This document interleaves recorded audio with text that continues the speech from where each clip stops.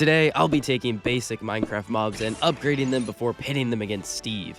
Let's get started. Let's start with your average skeleton. His fashion sense is bone dry, pun intended. Let's give him some drip, like a gold chain, sick kicks, and a helmet. Let's also give him a skeleton horse and swap out this dinky bow for an enchanted crossbow, but I still think we can get more creative. For his next form, I only need the head and the torso. I'll replace the legs with some much beefier brick-built ones. This time the skeleton has jacked shoulder blades, and I'm using plenty of hinge pieces so he can whip around and snipe Steve. But he still gets taken out as soon as Steve gets close. Back to the drawing board. What if we gave him a shield to block Steve's attacks? And let's give him 2 more arms, both equipped with enchanted crossbows. You guys decided to name him General Calcium. Even this won't compare to his final form at the end of the video. I'll grab a Lego spider. Let's upgrade him so General Calcium can use it to crush Steve. The legs are built from a series of clip hinges that are tiled off, and I made a huge butt for him to wiggle around. Next, I can place some tan pinchers and use a rounded 1x2 plate to connect a build of brackets, and that'll house the head and some spiky teeth. This dude looks so unruly. To help out General Calcium steer him around, I'll add a chain in between his teeth. This will take up 2 of his skeleton arms, but he's still got dual crossbows to tear through his enemies with. Considering how quick this spider can move, Steve doesn't stand a chance. Now we need a battleground for them. I smacked down 2 base plates and decorated it with plant life before adding Steve and a few of his friends. On the other side of the field, I'll put down General Calcium and an army of skeletons to command. Now we can move on to the next mob, and his upgraded form will be even stronger. The zombie. He's slow, loud, and dies when exposed to sunlight. The first thing we should do is fix his slowness. Mojang just announced the zombie horse, which will work perfectly to upgrade his speed. But Steve can match the zombie speed easily with his own horse. We must make him more powerful. Now's a good time to mention I was inspired by Chubby Bots and TJL Bricks for a lot of today's designs. Go check them out in the description if you want to see the source material. All I need for his next form is his head. I'll take this wacky element and build his upper body around it, adding 2 beefy arms and a modified brick to place his head on. His torso will slot in via this exposed beam, and after giving him legs and a sword, the mutant zombie is complete, but it still isn't enough. For his final form, let's build a mutant chicken for the zombie to ride around in. First, I put together some legs and used a hinge element to get a unique angle. I'll add dark gray toes to help hold it up, and they'll connect to the body using Mixel ball joints. I'll clip some tail feathers in onto the back, plus some scrawny arms in the front. The head is built with plenty of exposed studs, so I have places to connect the eyes and a mouth. The jaw takes the idea of a chicken beak and gives it razor sharp teeth. I don't doubt that this thing would eat your standard chicken in a heartbeat. This is the only passive mob I'm tackling today, but let me know in the comments if you want to see a video where I upgrade more mobs like the sheep or the cow. Our mutant zombie looks ridiculous riding this beast, so I'll put together a buff, brick-built baby zombie, using plenty of ball joints so his legs can wrap around the chicken's body. I'll swap out these tiles for jumper plates so the zombie can ride the chicken. There's no doubt in my mind that this would give Steve a run for his money, so let's move on to the next mob. LEGO released this huge buildable Enderman, which has a full interior when you turn it around. Cracking it open, it comes with plenty of pieces, but I only care about 4 of them. This is the first time an Endermite has appeared in a LEGO set, making the video where I trap every mob completely outdated. That's besides the point. How is this meek little guy supposed to kill Steve? He's too tiny. Steve can just step on him. We have to make him more powerful. First, I'll build 6 legs. I'm using the Transl bars and hinges to get a bug-like shape, and I'll connect them to the body. He needs wings, so I'll take a 2x4 purple brick and build it out, adding Mixel ball joints for movement and tiling it off with an accent of lavender. I'll duplicate the build and connect it to the body. Usually beetle wings lay flat on their body until they spring up ready for action. We need a spot to house the mutant Endermite's head.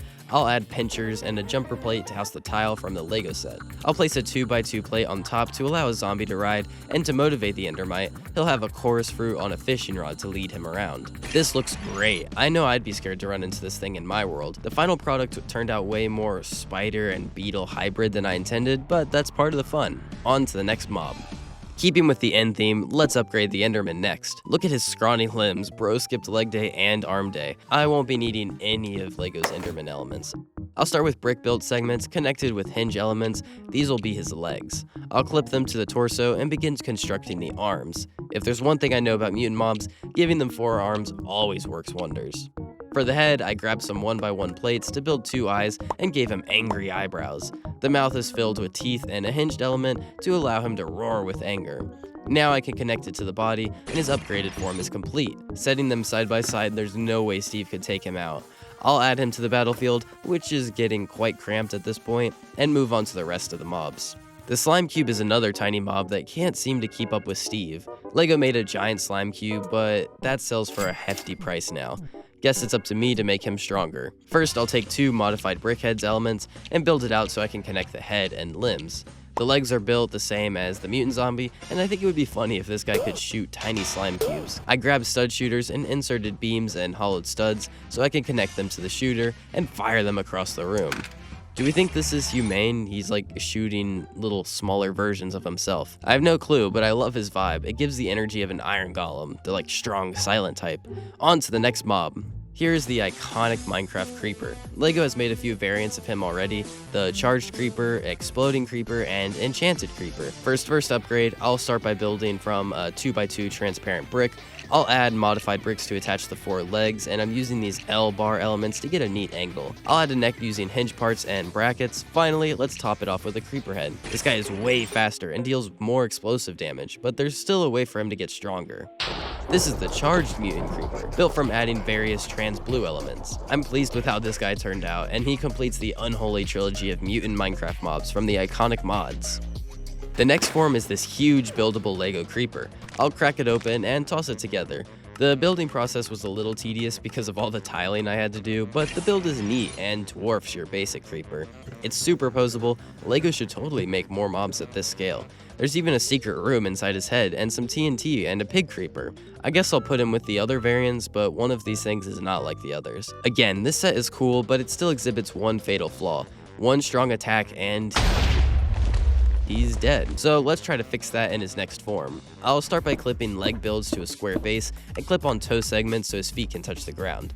I want this form to be able to house TNT in his chest that can be flicked out from the back, so I'll add a 1x2 brick with a technical and tile off a channel for the TNT to shoot through. Another weakness the creeper has is a lack of upper appendages, so I'm using LEGO's creeper bodies as a wacky hand solution. Finally, I'll add a creeper head, but this looks wrong.